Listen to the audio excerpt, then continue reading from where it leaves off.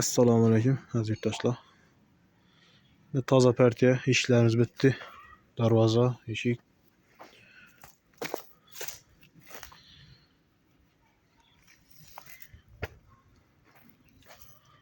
Gumbaz qiyinlari var, bunda aynalı darvozalar var.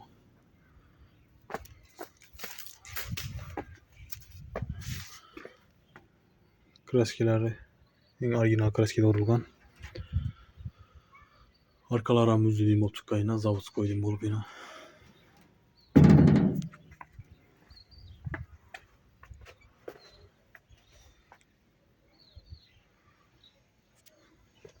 Profiller, demirler, hamma yerlari qalin ishlangan. Ishlar ham eng qalin ishdan urilgan. Hamma narsasi qalin ishlangan. Zakaz bilan yana uzatib beramiz kerak bo'lsa. Bunda yana aynalı darvoza. Vitraj dediler bunu. Tam 2 katlıyız. Arkası elde bir xil.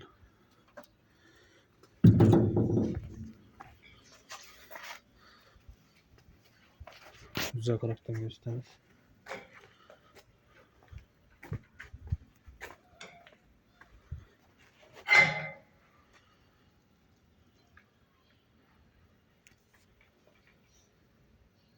Q10'a Q40 metre çatı boyu mu?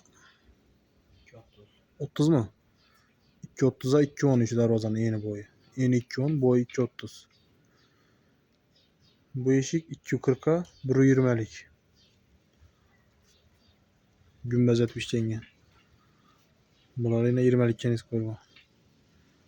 Profilleri, listleri hemen esası kalın. İçleri zakonetip, stik balta ettirip, kreski vurulup, zeynemi dönetip, zakonetip işlengen.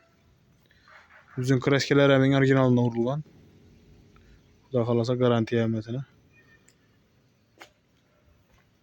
Burada yine başka kokusuyla darvazalarımız var. Krapçası, burada içi.